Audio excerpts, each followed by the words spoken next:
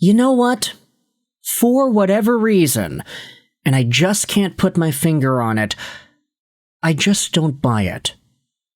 And if you read the title and the thumbnail, you know exactly what it is we're talking about. Today, we're heading over to the Vancouver Canucks and discussing Thatcher Demko and the latest on him and his situation via folks like Elliotte Friedman, via Rick Dhaliwal. We're also going to dive into Elliotte Friedman and his pseudo-quasi-quote-unquote trade update with the Vancouver Canucks. But when it comes to the main meat and potatoes of what this team has as their primary issue, of course, second-line center is a big thing, but I'd also say the goaltending, the clarity as to what's going on with Vancouver goalie Thatcher Demko. I don't think I'm alone in saying that the Demko situation has taken away whatever belief or hope that us fans, some of us at least, have had in this Vancouver Canucks health and coaching staff. Because there have been so many situations in the past where Vancouver says, oh, somebody is not that hurt, or, oh, it's not a big deal, but then they inevitably end up missing more and more time. Remember when Derek Forbort was day-to-day? Now he's been out for a month.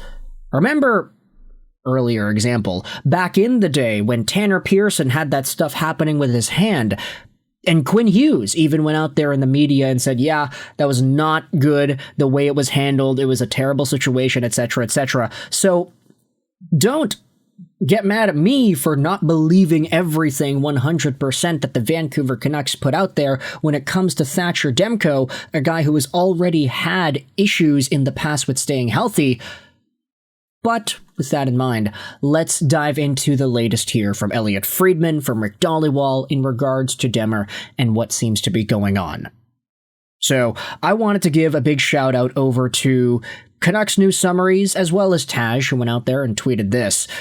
Kevin Woodley was on Halford and Bruff earlier this morning saying that the situation with Demko is not serious. So take that as you will. Vancouver does not look to be having a serious situation on their hands with Thatcher Demko, and that was expanded upon even more by Rick Dhaliwal on today's episode of Donnie and Dolly. Let's go out there and read the Canucks News Summary. Again, big shout out over to Canucks News Summaries. Their Twitter account is a gift from the heavens. But in regards to Thatcher Demko, it was a good sign that he had skated over the weekend. He woke up sore on Friday morning and took the day off.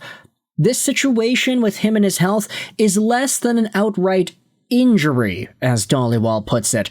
More so, there's a situation where Demko wasn't feeling his best, and thus the Canucks were giving him permission to take some time off.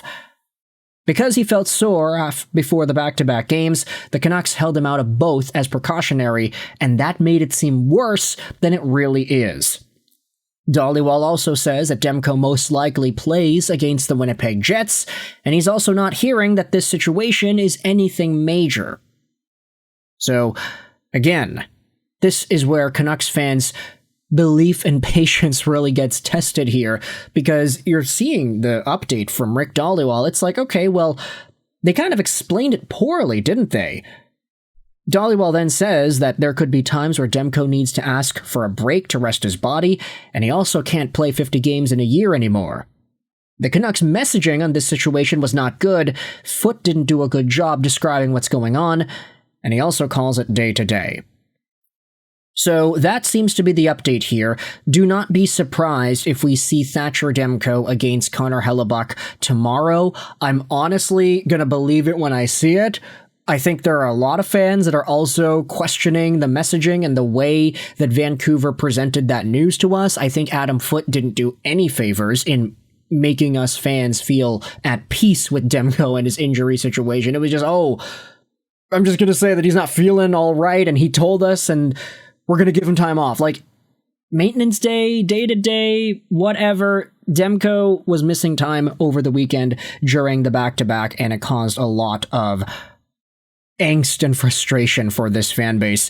Now, let's shift gears over from Donnie and Dolly's hit to Donnie and Dolly Friedman's hit, because Elliotte Friedman did make an appearance today on the program. Of course, you know him, we love him, you love Elliotte Friedman, we all do. And Canucks news summaries went out there and summarized the Friedman hit on Donnie and Dolly as well. He starts out by talking about the Edmonton Oilers, which, hey, we just made a video about them too, talking about the comments made by Knobloch and Skinner, so check that out on your spare time. But then Friedman talks about the Vancouver Canucks. They're continuing to look for a center. He always hears this when asked around the league. It'll be a story for Vancouver until they get one. Friedman also gives an update as to how Vancouver is feeling trade-wise, what their appetite is like. The Canucks do not want to trade Braeden Cootes or their 2026 first-rounder. If they were to trade their 2026 first, it would be for a young center with team control. Now, team control, what does that mean? Does that mean a guy who is on his ELC, who has a lot more RFA years, young center? So, I mean, there are some pretty good ones around the National Hockey League that are doing very well. I'd say Connor Bedard, McQueen, Celebrini, and Leo Carlsson are the big three at the moment, but of course Vancouver is not going to find a way to get any of those guys, even if it's for a 2026 first-round pick. Also, that first is very valuable this season because I don't know if you noticed, but Vancouver, they're pretty low down there in the standings, and there are some pretty talented names at the top of the 2026 NHL Entry Draft. Oddly enough, Gavin McKenna might not actually be one of them, at least at this stage of the draft season. We can make more videos about that if you're interested.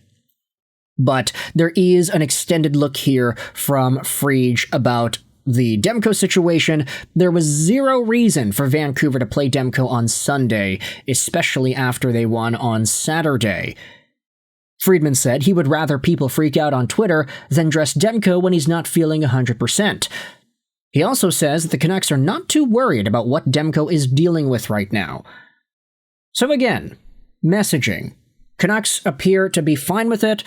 Coaching staff appears to be fine with it. Even the media is saying it should be okay, but I'm not going to believe it until I see it. Until Demko actually suits up against Connor Hellebuyck, I'll just reserve my opinions for then.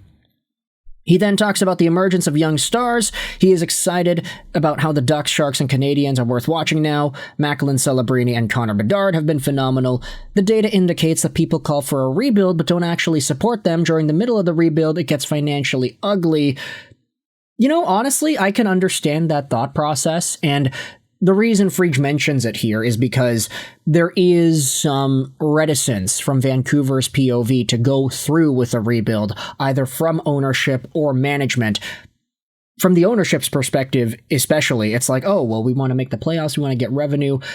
If Friedman is saying that, yeah, rebuilding teams don't have it all squeaky clean 100% of the time, because when the team is bad, when they are losing, and when they are getting last place in the league for years on end, it does financially impact the organization in a negative way.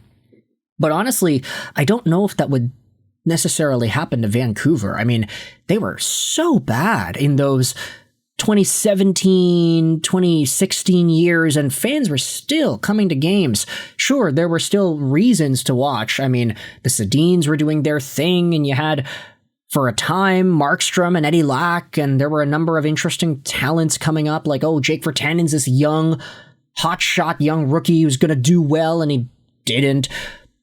Vancouver fans still stuck on board with that team. So I do question if the Canucks go down another rebuild path, if that's actually something that will affect them in a negative way. Friedge then goes out there and talks about Team Canada. It's the best problem to have. There are too many great players. Binnington is a lock regardless of his performance in the NHL, and I'd probably say that's because of the Four Nations.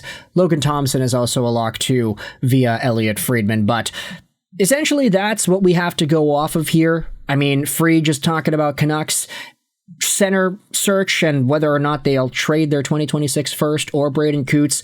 The Demko situation is concerning from the way that it was presented to us earlier in the weekend, but it seems like everything is okay now, just based off of the word that we are hearing. I'll believe it when I see it. I want to see Demko have a good night against Connor Hellebuyck, but for now, you can let me know your thoughts in the comment section below. How do you feel about these Canucks news and updates? Big shout out, of course, to Canucks News Summaries for giving us the write-ups, and if you enjoyed this video, you can feel free to hit the like button. Comments are also appreciated as well. I hope you enjoyed, though, ultimately, this video.